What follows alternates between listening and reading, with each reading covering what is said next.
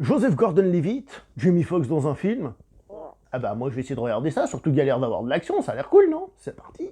Bienvenue chez le beau parleur de l'action et du ciné d'auteur. Bonjour vous les cinéphiles et bienvenue dans cette critique en post-projection du film, donc Projet Power, adaptation d'un comic book. Je vous avais déjà dit dans la vidéo de Holgard qu'en fait Netflix actuellement essaye de suivre les modes, et la mode c'est quoi? C'est les comic books Marvel, d'ici un peu moins, mais Marvel, donc on est un peu dans cette optique là.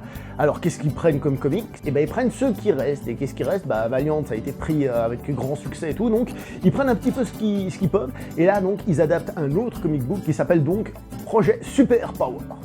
Pour la petite histoire, ce comic book, donc à la base, se base sur des anciens super-héros qui ont vraiment été exploités à l'époque et qui sont tombés dans le domaine public. Donc on a un petit côté un peu Watchmen, un peu dans l'idée, si vous voulez.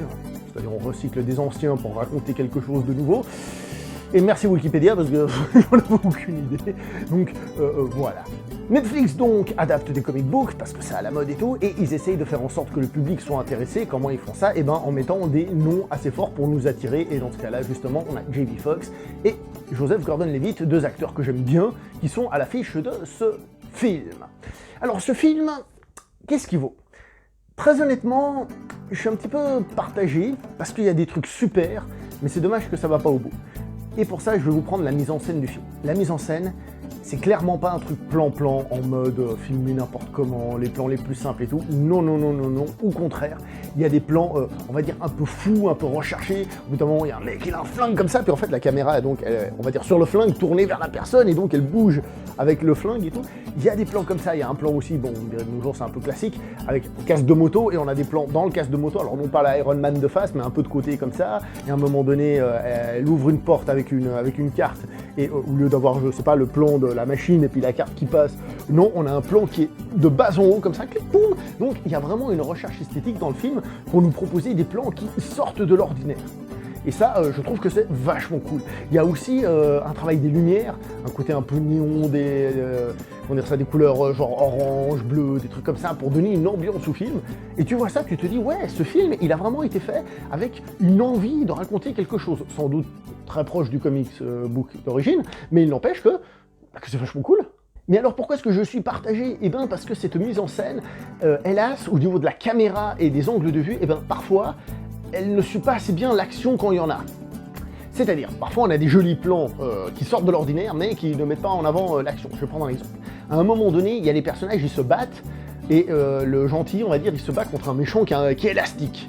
Et le méchant qui est élastique, donc il se bat au corps à corps, il fait des trucs et des mouvements évidemment qu'on peut pas faire en tant qu'humain pour arriver dans une position et tout.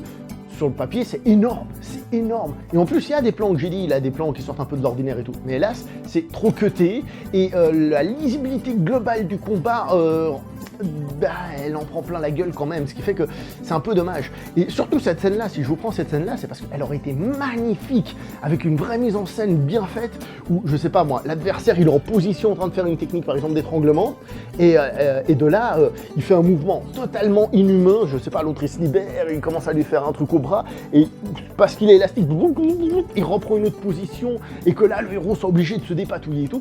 Cela aurait été magnifique avec une autre mise en scène. Alors je dis pas plan-plan, hein, je dis une mise en scène mais plus lisible. Ça aurait pu être magnifique au niveau de la chorégraphie. Et le truc, c'est que c'est pas la chorégraphie qui est mise en avant, c'est quelques plans un peu fous, et on cut pour essayer de donner du rythme. Donc c'est pas totalement dégueulasse dans l'absolu, parce que comme j'ai dit, il y a une recherche, mais c'est vraiment dommage que cette recherche ne soit pas plus efficace. Ça, c'est pour les scènes d'action, et en règle générale, le film, dans sa mise en scène, il est un petit peu plus classique, enfin, il n'y a pas de trucs spécialement forts, hein, qui ressortent à certains moments. Des fois, c'est filmé de manière un peu classique, et des fois, on a ses plans.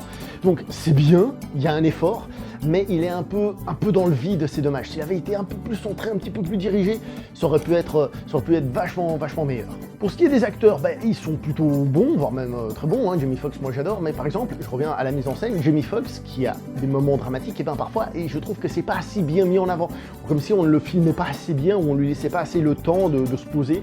Il y a des moments où il est censé pleurer et tout, puis on essaye de faire des effets de style avec des lumières, machin, ce qui fait qu'on voit pas bien sa gueule, ou des choses et des machins, et c'est un peu dommage. Encore une fois, c'est un peu dommage qu'il y ait toute cette énergie qui est qui est très positive, mais qui n'est pas très bien utilisée, je trouve ça dommage. Il n'empêche donc, pour revenir aux acteurs, que Jamie Foxx, oui, il est très bon, c'est Jamie Foxx. Hein. Joseph Gordon-Levitt, il y a un truc qui m'a surpris, j'ai trouvé que dans le film, il avait l'air d'avoir plus de carrure. Alors, pas forcément qu'il a pris plus de carrure, mais je trouve qu'il impose bien sa présence pour faire un type un peu dur à cuire et tout, donc ça passe plutôt bien. Hein. D'ailleurs, même au niveau de ses têtes, on reconnaît évidemment que c'est lui, et puis son faciès, sa manière de bouger son faciès, mais d'utiliser son faciès plutôt que de bouger. Mais il n'empêche que j'ai trouvé qu'il avait une certaine présence dans le film, bien. Et la petite fille qui les accompagne s'en sort aussi plutôt pas trop mal.